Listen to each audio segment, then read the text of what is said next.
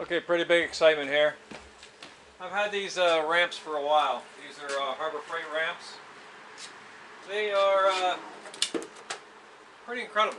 They're a lot lower profile than your regular steel ramps, and they work pretty well. So all I can say is if you need a set of ramps, these Harbor Freight jobs do pretty good. If you look at them, they're good for getting under cars that have like real low bumpers to the ground.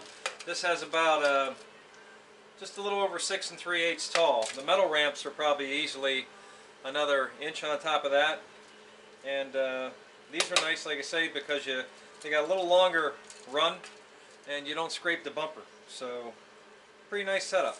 The other nice thing with them, once you get them in place, you got your tires sitting up here. You can take the backs off. This thing will pop up. That way you don't back off the ramp. That'd be a bad thing. So that's pretty cool too. The only downside I can see to these is, winter time. This is the Northeast. If you leave them outside, they fill up with water and freeze. They'll probably bust up.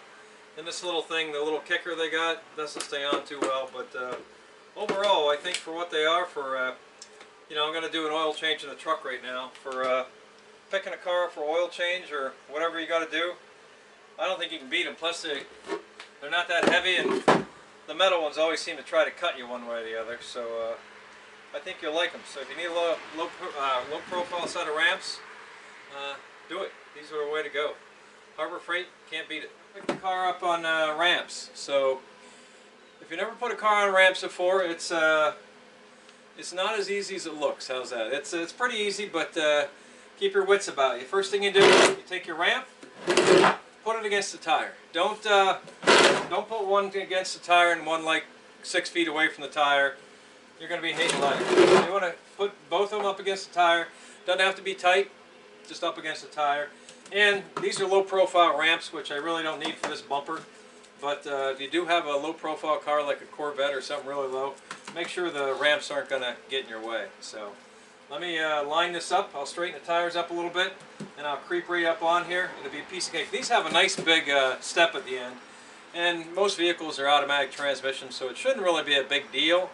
The standard transmissions, you tend to, rev it up a little more, maybe get it going a little too fast with the clutch, but take your time going up, and with the automatic, you can put your foot on the gas and put your left foot on the brake. That way, when you let off the gas, the car doesn't slide backwards. You can hold it in place. So just take your time. You can get it right up there.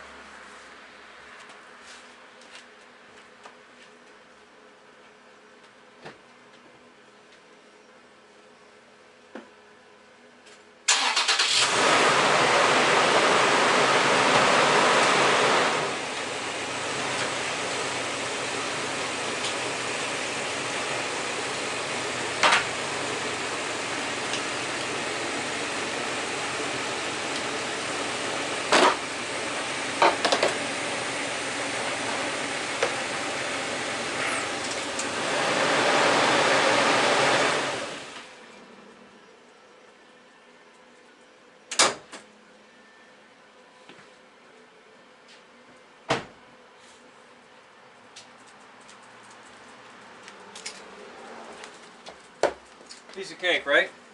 Yeah, if you never did it before, you may want to, get somebody to give you a little yell, scream at you. Put the windows down and get them to guide you up, tell them what you're getting close. But once you do it a couple times, again, with an automatic piece of cake, standards, they're a little more of a pest getting them up on ramps. But anyway, it's a nice way to work under a car. If you don't have to take the tire off, it's a good way to go. So hope you enjoyed.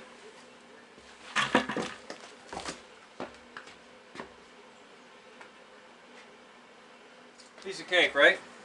Yeah, if you never did it before, you may want to, get somebody to give you a little yell, scream at you. Put the windows down and get them to guide you up, tell them what you're getting close. But once you do it a couple times, again, with an automatic piece of cake, standards, they're a little more of a pest getting them up on ramps. But anyway, it's a nice way to work under a car.